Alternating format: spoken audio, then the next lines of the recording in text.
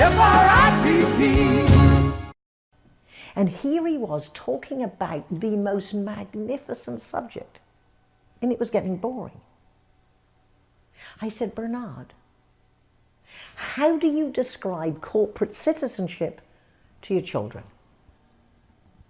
He said, Patricia, it was the day after Christmas, and I sat them down and said, you are very lucky children, because you have generous parents and even more generous grandparents.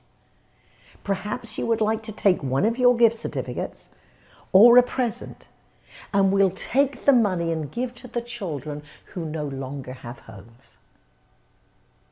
He said, I was so proud of my little boy. He said, Papa, how much do I give?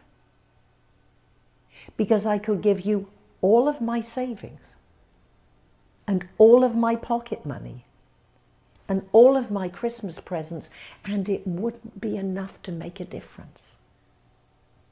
How much do I give?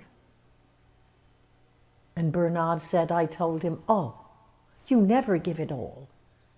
You just give enough that it hurts a little. The best way to explain any concept, even a complicated idea, is with a simple story. And an audience of 1 or 1,000 would rather hear a simple story, well told, than a brilliant story, badly told. Naturally, when Bernard left, he turned and said, when can we do this again? It never ceases to amaze me that intelligent, well-educated and ambitious people frequently overlook developing the #1 skill that is guaranteed to position them ahead of the crowd, namely the ability to stand up and speak eloquently with confidence, or at very least stagger to their feet and say anything at all. As Toastmasters, we are committed to be competent communicators.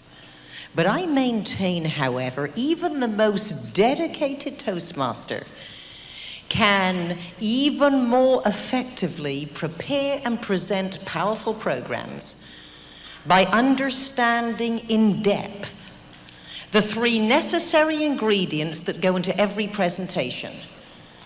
What I call million-dollar words speaking for results.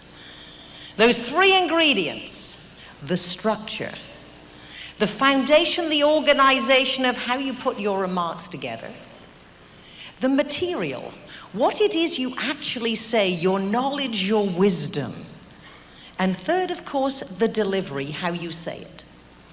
And I maintain if you do not know what you are going to say, organized in a logical way so you and your audience can remember, it's very difficult to work on the pizzazz, how you say it, so much of how we emotionally connect with our audiences. Now, just because I gave you a structure and a formula, please do not think for one moment that every speech is the same. There are so many theatrical choices within this outline. How about 4 different ways you can open the speech? What I opened with was a statement. It never ceases to amaze me. One of the most dramatic statements I ever heard 5 years ago, I was speaking for Young Presidents Organization. One of the other speakers, Newt Gingrich, walks out. Forget politics, it was a heck of an opening. 5 years later, I remember exactly what he said without writing it down. He walked out and said, if you were born today, you would already owe $186,000 to pay your share of the national debt. Wow. But again, I challenge you. An audience that heard you speak 5 years ago, would they remember your opening? How about opening with a quote?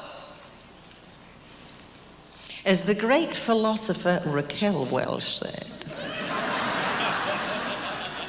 style is being yourself, but on purpose. And every time you stand up to address an audience, you have to be yourself, but slightly larger than life, in other words, on purpose. Now, will you notice by opening with a quote, what I did not do was say, I would like to start my speech with a quote. And I am going to quote a movie star for dramatic comic effect.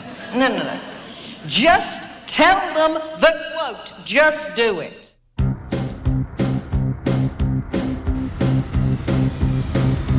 How do you spell reading success? F-R-I-P-P. Who do you call when you want the best? F-R-I-P-P. She's fabulous. She's remarkable. Inspiring. Profound. Powerful. Who do you call when you want success?